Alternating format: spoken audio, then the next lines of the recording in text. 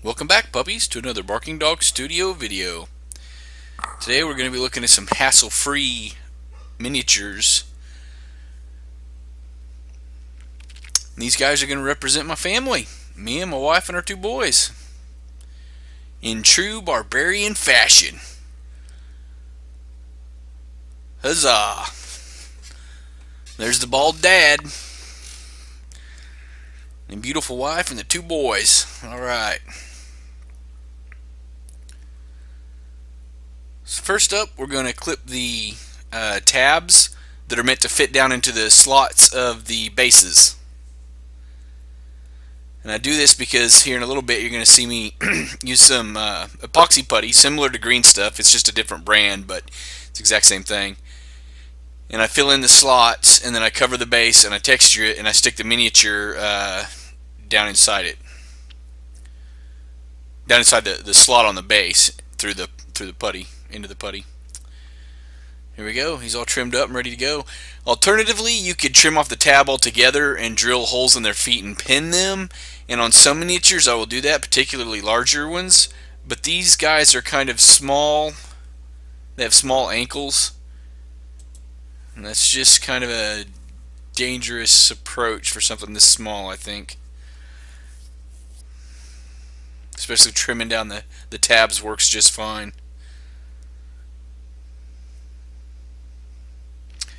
And here we go with some isopropyl alcohol. I've already finished the dad off up there to the side. Sorry for the shakiness on the camera. I was trying it, or in the video, I was trying a new mounting system for the camera, and it was kind of subject to the table shakes whenever I bump it. Again, here I'm just cleaning up the miniatures with some isopropyl alcohol to eliminate any mold release or other residue. And here we go with the epoxy putty. It's two different colors right now. It's kind of a light green, kind of a light pea green. It's not really a fluorescent, but it's definitely a kind of weird bright green, and blue. Here in a minute, I'm going to peel off that plastic and start kneading it together.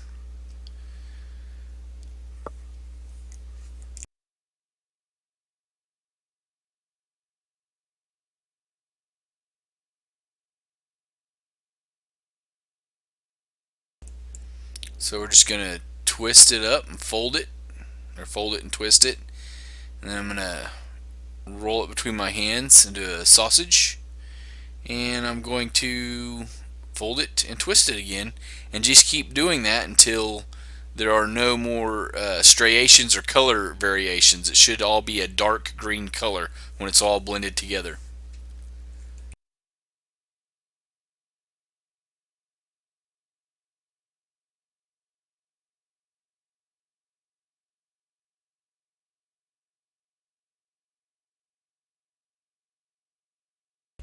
Here we go, we're about ready. So just take the miniature base, take a little bit of the epoxy putty, and I press it down into the slot to completely fill the slot. And on underneath the miniature base there, and where I'm working, I have wax paper, just wax paper that you can get just about any grocery store or any place where they sell baking supplies. And the reason why I'm using wax paper is because nothing likes to stick to wax paper. If I was just working on top of the cutting mat, that epoxy putty would want to stick to the mat. But I'm using wax paper here, and use a little bit of water to smooth out the texture of the epoxy putty. And there I'm using a little bit of packing foam from another miniature just to kind of give a slight texture and help work out any fingerprints out of the putty. And here you see me using just a little bit of petroleum jelly, just a very, very thin coat, and that will keep the epoxy putty from sticking to my cobblestones roller from Green Stuff.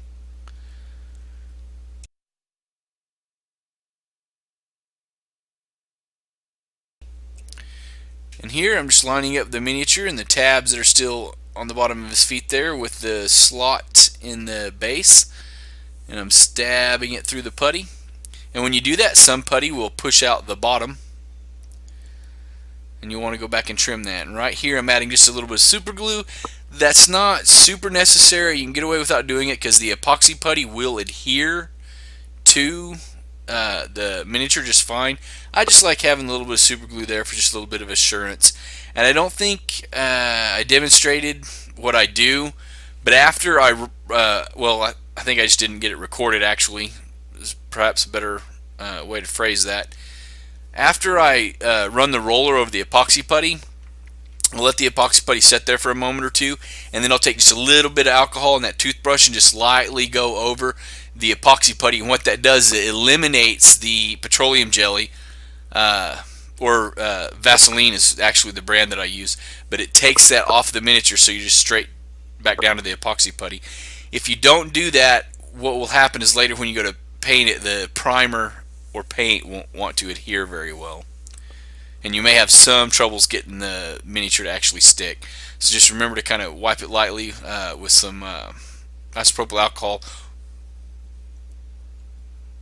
And here you see me just repeating those steps. Again, I'm sorry for the shaky camera. The video editing software I have has a stabilization feature, but when I tried using that on a previous edited version of this video, I ended up running into a lot of trouble. So I've got to figure that out. Just another learning curve. I'll be able to do better in upcoming videos, but I just want to get this one out. I've been really busy with school and the kids, yada yada yada. So this video was a little rushed, I'm not going to lie to you.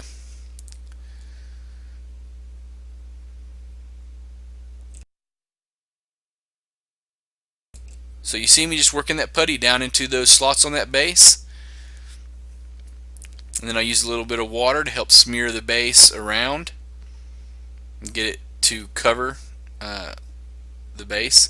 And there I'm just folding the wax paper over it, and again I'm just using my finger to smooth it out. It's just another little trick to keep from getting a fingerprint in the putty. And there I just relied on the moisture that was on the epoxy putty instead of putting the petroleum jelly on it, which is another approach you can take if you don't want to mess with the petroleum jelly and the cleanup. And here you see me trimming the excess epoxy putty off of the base. You can do that anytime you like. You want to do it obviously before the epoxy putty sets up and gets hard. And here I do it pretty much right after I get done putting the epoxy putty down on the base and texturing it with the roller pin. But alternatively, and for best results, let it set up for a couple of hours, then come back and trim off the excess. And there you see me putting a little bit of isopropyl alcohol with some, or applying some to a paper towel, and then I'm using the paper towel actually to just gently wipe down the top of the base to clean it up, or where the epoxy putty is applied.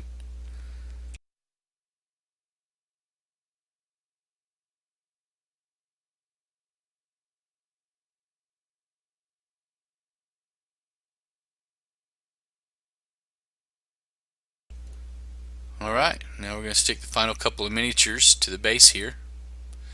Again, just line up those slots underneath their feet with the slots on the base.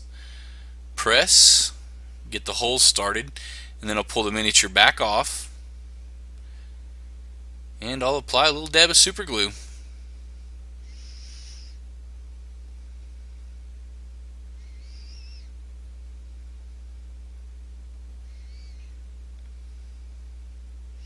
And if need be, you can take a bamboo skewer, which is what I do there for doing like shish kebabs.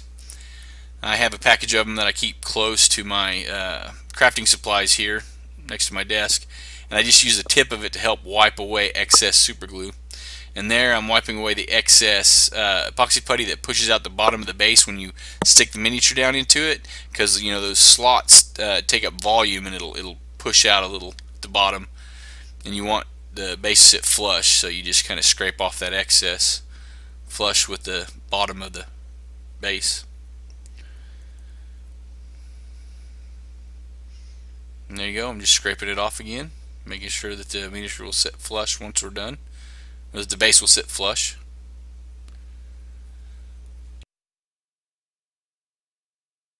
A little bit of super glue, and there we are.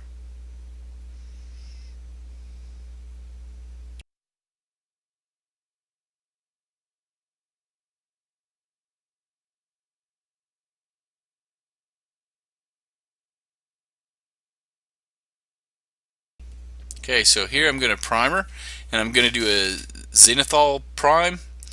First I'm going to prime black, the entire miniature.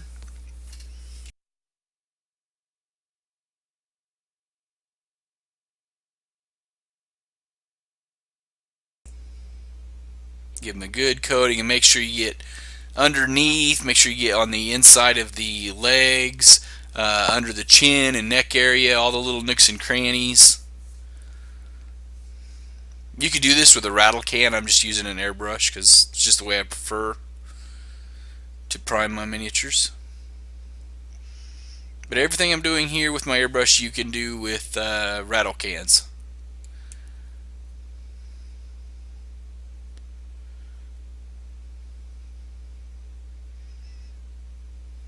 Alright.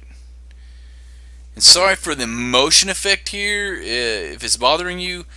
On here, because I forgot to zoom in on the camera, I used an effect with the editing software that allowed me to zoom in the video, and then for some reason after editing the picture just starts to kind of shift a little bit. But right here I'm priming with the gray now, and I'm priming at a 45-degree angle, and that's it, just a 45-degree angle all the way around the miniature.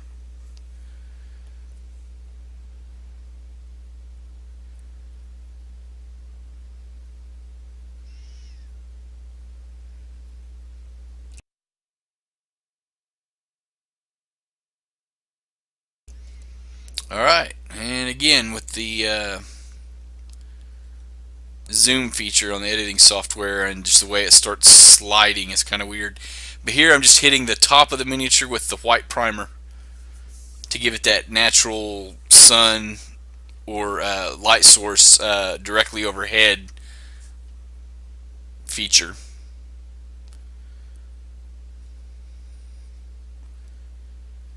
And I got the family done, and in here I think you see me slip in another miniature or two.